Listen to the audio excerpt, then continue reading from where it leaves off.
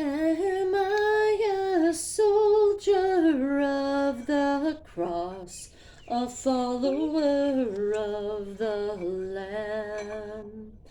And shall I fear to own his cause, or blush to speak his name? Must I be carried to the skies on flowery beds of ease, while others fought to win the prize and sail through bloody seas? Are there no foes for me to face? Must I not stem the flood? Is this vile world a friend to grace, to help me on to God? Sure, I must fight if I would reign. Increase my courage, Lord. I'll bear the toil, endure the pain, supported by thy word. Thy saints in all this glorious war shall conquer though they die. They see the triumph from afar, by faith they bring it nigh. When that illustrious day shall rise, and all thy army shine in robes of victory through the skies, the glory shall be thine.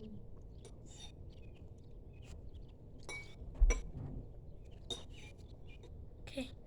First and Second Chronicles, Ezra and Nehemiah are all 4 parts of one original book. It was all written about the same time that the nation of Judah came back from captivity in Babylon. Artaxerxes, or Ahasuerus, who was during Queen Esther's time, allowed them to come back. All right. 2 Chronicles 13. Abijah began to rule over Judah in the 18th year of Jeroboam's reign in Israel. He reigned in Jerusalem for 3 years. His mother was Maacah, the daughter of Uriel from Gibeah. Then war broke out between Abijah and Jeroboam. Judah, led by King Abijah, fielded. We already read this, didn't we? All right, let's start reading chapter 14. When Abijah died, he was buried in the city of David.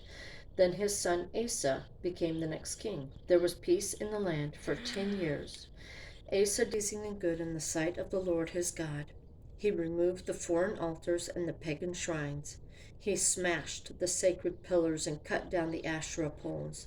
He commanded the people of Judah to seek the Lord, the God of their ancestors, and to obey his law and his commands. Asa also removed the pagan shrines, as well as the incense altars from every one of Judah's towns. So Asa's kingdom enjoyed a period of peace. During those peaceful years, he was able to build up the fortified towns throughout Judah. No one tried to make war against him at this time, for the Lord was giving him rest from his enemies. Asa told the people of Judah, "Let us build towns and fortify them with walls, towers, gates, and bars. The land is still ours because we sought the Lord our God, and he has given us peace on every side." So they went ahead with these projects and brought them to completion. King Asa had an army of 300,000 warriors from the tribe of Judah, armed with large shields and spears. He also had an army of 280,000 warriors from the tribe of Benjamin, armed with small shields and bows. Okay, pause. Both armies were composed of well-trained fighting men. Once an Ethiopian named Zerah attacked Judah with an army of 1,000,000 men and 300 chariots. They advanced to the town of Mareshah So Asa deployed his armies for battle in the valley north of Mareshah. Then Asa cried out to the Lord his God, O Lord, no one but you can help the powerless against the mighty. Help us, O Lord our God, for we trust in you alone. It is in your name that we have come against this vast horde. O Lord, you are our God. Do not let mere men prevail against you. So the Lord defeated the Ethiopians in the presence of Asa and the army of Judah, and the enemy fled. Asa and his army pursued them as far as Gerar, and so many Ethiopians fell that were unable to rally. They were destroyed by the Lord and his army, and the army of Judah carried off a vast amount of plunder. While they were at Gerar, they attacked all the towns in that area, and terror from the Lord came upon the people there. As a result, a vast amount of plunder was taken from these towns too. They also attacked the camps of herdsmen and captured many sheep, goats, and camels before finally returning to Jerusalem. Then the Spirit of God came upon Azariah, son of Oded, and he went out to meet King Asa as he was returning from the battle. Listen to me, Asa, he shouted. Listen, all you people of Judah and Benjamin. The Lord will stay with you as long as you stay with him. Whenever you seek him, you will find him. But if you abandon him, he will abandon you. For a long time Israel was without the true God, without a priest to teach them, and without the law to instruct them. But whenever they were in trouble and turned to the Lord, the God of Israel, and sought him out, they found him. During those dark times it was not safe to travel. Problems troubled the people of every land. Nation fought against nation, and city against city, for God was troubling them with every kind of problem. But as for you, be strong and courageous, for your work will be rewarded. When Asa heard this message from Azariah the prophet, he took courage and removed all the detestable idols from the land of Judah and Benjamin, and in the towns he had captured in the hill country of Ephraim. And he repaired the altar of the Lord, which stood in front of the entry room of the Lord's temple. Then Asa called together all the people of Judah and Benjamin, along with the people of Ephraim, Manasseh, and Simeon, who had settled among them. For many from Israel had moved to Judah during Asa's reign when they saw that the Lord his God was with him. The people gathered at Jerusalem in late spring, during the 15th year of Asa's reign. On that day they sacrificed to the Lord 700 cattle and 7,000 sheep and goats from the plunder they had taken in the battle. Then they entered into a covenant to seek the Lord, the God of their ancestors, with all their heart and soul. They agreed that anyone who refused to seek the Lord, the God of Israel, would be put to death, whether young or old, man or woman. They shouted out their oath of loyalty to the Lord with trumpets blaring and ram's horns sounding. All in Judah were happy about this covenant,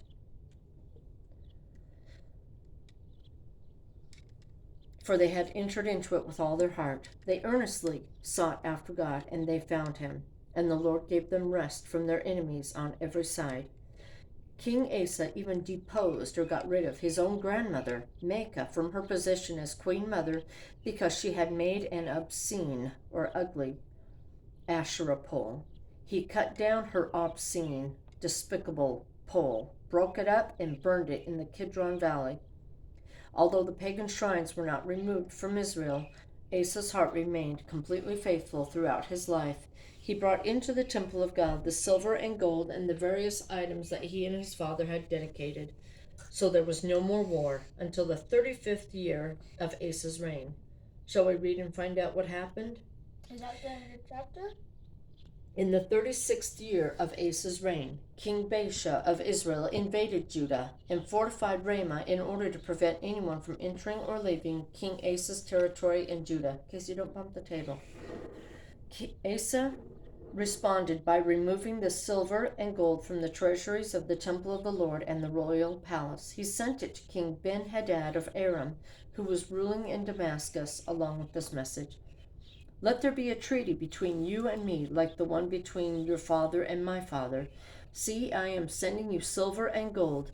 Break your treaty with King Baasha of Israel so that he will leave me alone. So this is where King Asa went wrong. He stopped depending on God, and he depended on King Ben-Hadad of Aram. I think that's in Syria. So for 35 years, King Asa had rest from God from all his enemies because he depended on God alone. But as soon as there came Israel invaded Judah, King Asa panicked and he didn't go to God first. He went to King Ben-Hadad of Aram and said, I will give you silver and gold. Break your treaty with the king of Israel and come fight with me. Ben-Hadad agreed to King Asa's request and sent the commanders of his army to attack the towns of Israel.